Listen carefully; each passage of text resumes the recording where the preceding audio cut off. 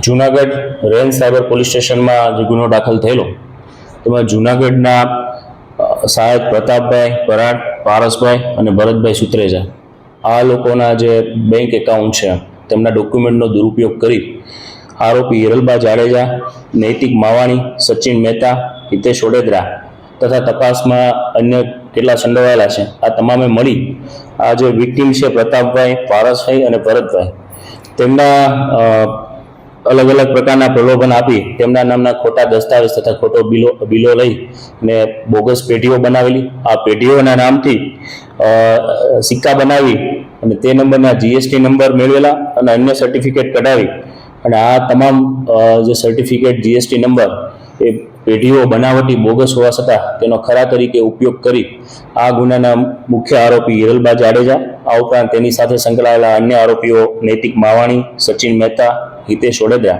આ તમામે મળી અને જે ભારત રાજ્યના જે સાયબર ફ્રોડના જે રૂપિયાઓ છે તે આ એકાઉન્ટ કુલ 22 એકાઉન્ટો છે કરંટ એકાઉન્ટો ખોલાવેલા અને અલગ અલગ સમયે ટ્રાન્ઝેક્શન કરેલા.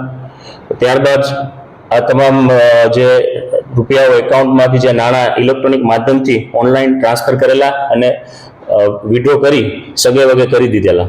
તો આ બાબતે BNSSની કલમ આ ઉપરાંત IT એક્ટની કલમ મુજબ સાયબર રેન્જ પોલીસ સ્ટેશનમાં ગુનો દાખલ થયો અને ગુનાની ગંભીરતાને ધ્યાને રાખી આની તપાસ SOG PI સર્વે સાહેબનાને સોંપેલી છે. હાલ આગળની તપાસ શરૂ છે. આ તમામ 4 પૈકી પકડાયેલા આરોપી હિતેશ ઓડેદરા, સચિન મહેતા અને મુખ્ય આરોપી હિરલબા જાડેજા આ 3ની ધરપકડ કરી નામદાર કોર્ટમાં રિમાન્ડ માટે રજૂ કરતા 1 દિવસના રિમાન્ડ આપવામાં આવેલા છે. કેટલા રૂપિયાનું થયું છે? આ સમગ્ર જે તપાસ દરમિયાન SOGની ટીમ જે પહોંચી છે તે મુજબ છેલ્લા એકાદ વર્ષથી સમગ્ર ભારતભરના કુલ 83 જેટલી ફરિયાદો ભારત સરકારના સમન્વય પોર્ટલ મારફતે મળેલી કે તેમની સાથે 100 એકાઉન્ટ નંબરથી ચીટિંગ થયેલા. તો જે 22 એકાઉન્ટ ખોલાવેલા છે તે પૈકી 11 એકાઉન્ટનો ઉપયોગ કરવામાં આવેલો અને જેમાં સાયબર ફ્રોડના કુલ 2 કરોડ 23 લાખ જેટલી રકમના રૂપિયાઓ આ 11 એકાઉન્ટ મારફતે ફ્રોડની રકમના ટ્રાન્ઝેક્શન થયેલા.